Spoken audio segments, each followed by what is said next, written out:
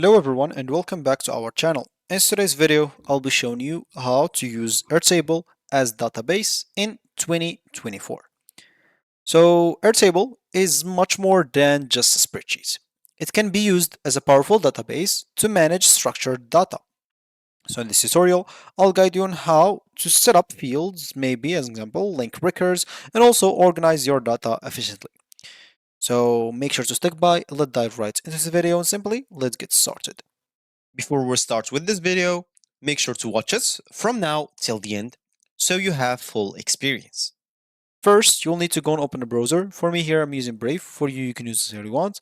Once you open that browser, basically just go to the URL section and all you need to do just type airtable.com and hit your enter button. Of course, if it's your first time, you'll be taken to this page instead. So just wait for the page until it load. As you can see, you'll find yourself here. Here, of course, you can log in by clicking on sign in to sign into your account. And if you don't have an account, click on sign up for free to create an account. Of course, you can use a Google account if you don't want to get through all the boring steps of creating or even logging in into your account. It's very possible to do it in here. And yeah, so as you can see, sign in with Google in here. And for creating an account, it's going to be basically the same. For this sign in as an example with a single sign on, what does that mean? It basically means if you want to just come here to our table, as example, creates one spreadsheet, one database as example here, and yeah, you're not going to use it again. So why create an account, right? So you'll be able to do it with that one sign in as example option or sign on option, single sign on option, you'll be able to do it. So, but nothing will be saved in this example. So if you quit and came back again, you will not find anything. So to find yourself, to keep your things saved, of course, you would like to create an account. So in here, as an example, you will find yourself in this dashboard once you're logged in. What you'll need to do, of course, simply first of all, create a workspace if you don't have a workspace yet. For me, as an example, I have a workspace, so I'll just go and delete the one that is just created. As you can see, for me, I have this workspace in here. So in here, you have four options. You can start from scratch to create something from scratch. You can quickly upload something or import something from another tool. As example, you can even import a CSV file, something from Microsoft Excel, spreadsheets, Box, Dropbox. As you can see, a lot of options here. If you didn't find whatever you want to upload from, you can simply submit a request. And if you're a big team, as example, all of you submitting the same request, as example, maybe a lot of people want to add something, so it will be added for sure. So if you didn't find what you want in here, as example, you can just click on others and select whatever that thing is. If any additional information is here, and make sure to click on submit.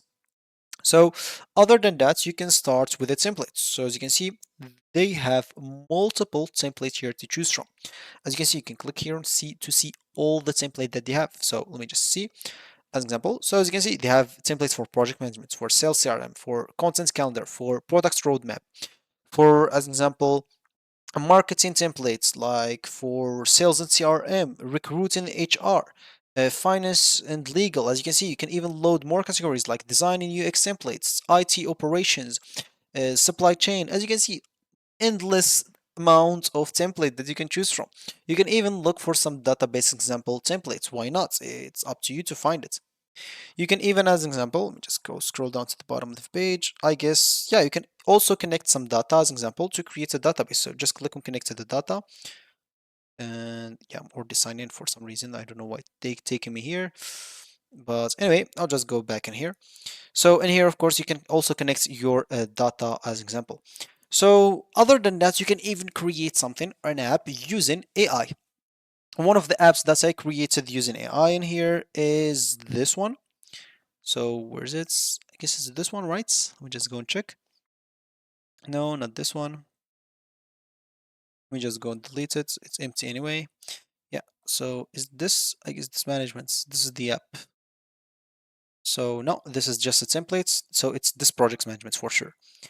So yeah, this is an app. This is, as you can see, everything in here is created with AI.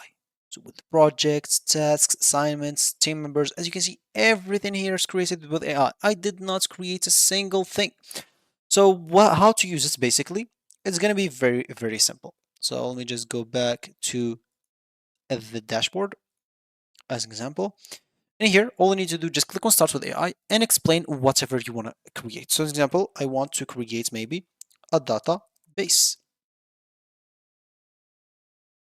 So then you can change the settings. It like puts an organization here, industry, audience. It's up to you. Then click on next. As you can see, they are generating now your app. All you need to do just sit tight and wait for your app until it gets created.